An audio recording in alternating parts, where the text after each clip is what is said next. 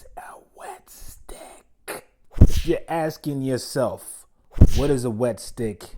Or maybe you're about to put your credit card information on the internet to buy a wet stick, and something inside of you is telling you, don't do it.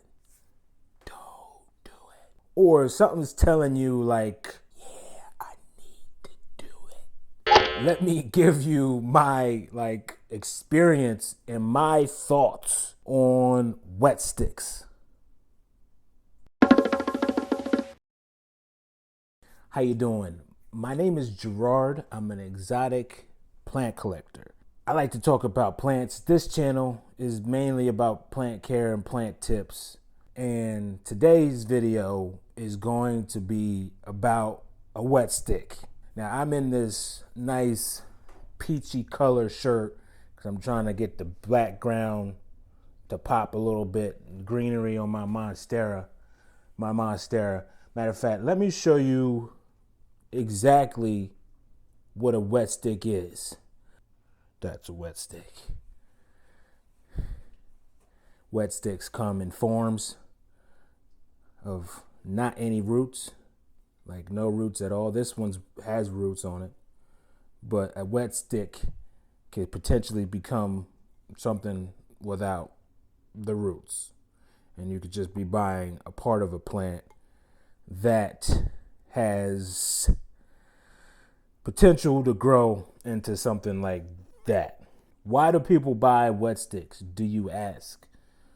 If you need to ask, that's a good question to ask. Why do people buy wet sticks? Number one, it's affordable. Number two is they're trying to save money from buying a whole plant because the plant is super expensive. So they're trying to save money on buying the plant full size. So you're buying a smaller version of the plant that you don't know what it is, you know what it's going to look like. You are just hoping, just what you know, that somebody's going to send you a piece of a stick that or a piece of a plant that's going to turn into a plant in the future, in the far future. Now, one thing about instant gratification, I've bought like so many plants, I hate waiting for a plant to like fill a spot in my yard. I use plants for like hedges for neighbors and for like looks all around the area. One thing I just got tired of waiting and buying cheap plants. So that's why I just got so I waited so long to get let me put it like this. I've bought plants. I've took time to grow out plants, and then I'm like, wow, the time for me to grow out that plant and actually take its time, it was way too long. Unless you're buying like bamboo, and if you really can, just buy a plant like full size. I know they're expensive, but you'll get that instant gratification that you really are looking for, because trying to fill a spot, it takes time. Like I said, it takes a lot of time. And when you're buying a wet stick, it's taken a long time. I've bought only one wet stick in my lifetime, and to be honest with you, I do not think I would do it again, just because of the time that it's taking for me to, for one, to start to grow roots. The other, I haven't. Let me show you this. This is like a partial wet stick. You can say this is peat moss. There is roots in there, and there's something in there. There's the stems in there. The wet stick's in there. I don't know if you can see it right there. That's the wet stick. I got it like this without the roots. It took me, I think, a good 3 or 4 months to get roots. I'm watching it every day, making sure that it is not mushy, because sometimes you can get a mushy node if it wasn't propagated or cut.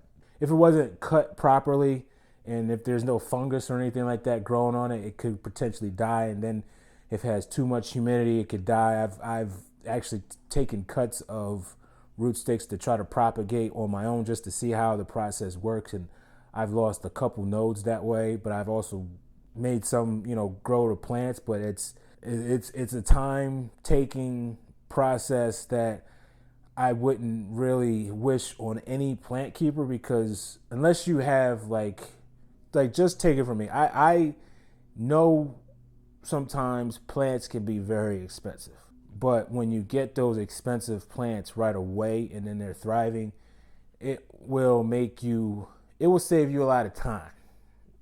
This just saves you a lot of time. Saves you a lot of time. So when you get in the wet stick, you're like on a emotional roller coaster. You're waiting for the roots to grow. You're waiting to see a stem. You're waiting to see something pop out of that little stem for at least 3 to 4 to 5 months, maybe even longer than that. And then you're waiting for another stage and maybe waiting for roots. Usually, you're probably lucky if you have everything going at one time, but mostly these plants are so they just have to adapt so much that it just takes time. And you really don't know what you're going to get. I was actually trying to make sure I know what I was getting in high variegation wise, because you could get a leaf like this. I know the Thai constellation is stable, and let me fact check this. I'm not sure if this is stable, but I made sure I was getting something that has high variegation. And I can also see it in some of the stem, that there's some markings on the stem of the plant. That's why I can kind of tell that this is going to probably turn into a high variegated Florida Beauty. My Florida Beauty will be probably the last node that I'll be getting, because I'm just so tired of waiting for something to happen. I kind of got over the phase of it growing roots. That was like a couple weeks ago. Now I'm just waiting for something to pop out. Maybe I'll be on a whole nother level. I'm just in the mid-size. I just want to see another stem come out. I'm hesitant to just cut this off just to force it to grow something. Because eventually this is going to die anyway. I just wanted for proof that I was getting something with high variegation. Now, speaking of price, now nodes have prices. If you haven't seen before, if you could compare nodes, usually ones with high variegation are more expensive than the ones with lower variegation, and the price will definitely reflect. If you're bidding for, say, if you're auctioning something for a node, and you're the only one bidding, and you just put in maybe $50 or $30 or $40. And then the bidding stops, maybe that's just something that really people know that it's not really worth the money. So you can score that way and take a gamble, but it's a gamble. White or pink, you just want some variegation on that. Prepare yourself for that long ride of you growing a plant into from a wet stick. Plus sides for shippers, people that sell wet sticks.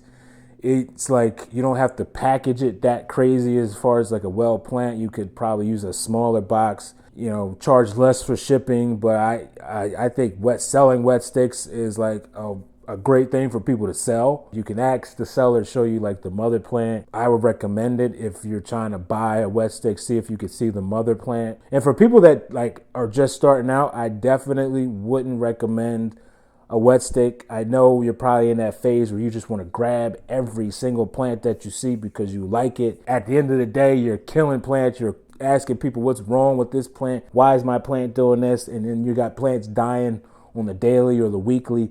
Don't invest that much money until you feel that you're confident enough to take care of your investment. That's my thought on wet sticks. It's good and bad. There's a whole lot of risk, and there's a whole lot of time that you're going to be waiting. So please consider this before you hit that buy button. And best of luck to you in your wet stick and your new, your new plant if you got one. There's a lot of ways to propagate it. You could do it in water. You could do it in a humidity chamber. You could do it in spag moss. There's a whole ton of different ways to bring a node back to its current form of being a plant. The way I basically brought mine back is I kept my wet stick I kept my Florida Beauty in this glass container with spag peat moss or orchid moss. I made sure it was consistently wet, but not sopping wet, not dry.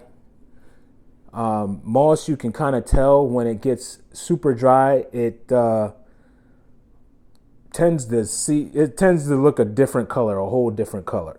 Very white and pale. You'll definitely know that your moss is dry. And you can also see like condensation. If you start to see condensation, your moss is starting to get dry. So that's a good cue to water it. But I've had it in this glass for quite some time. Like I said, I have roots emerging, and that's a good way to do it too. If you're going to put a node in here, you can actually see what's going on, so you can see your plant thriving. If you have it in dirt, you really can't see that. So that's basically what I did, and just watched and counted the time.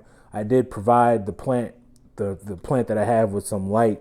I gave it about I gave it about 200 foot candles of light, 12 hours a day.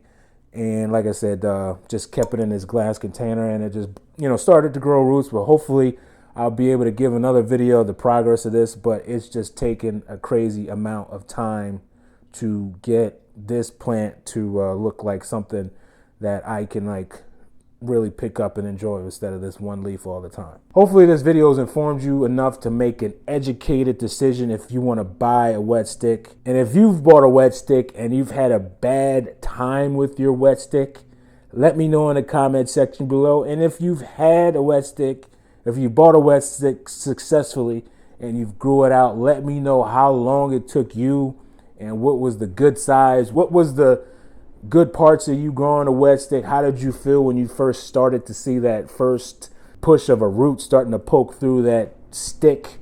And then, how did you feel when you started to see leaves? Because it is a feeling, just to see stuff grow and just to watch it grow and to be able to baby it. Something in babying it and watching it form also causes like a certain type of vibe that is kind of pleasing. I'm not, not gonna lie, I was happy to see roots, but after I see, I'm ready for the next stage, and that thrill is gone. So yeah, there's a lot of stages, just prepare yourself for it and keep growing.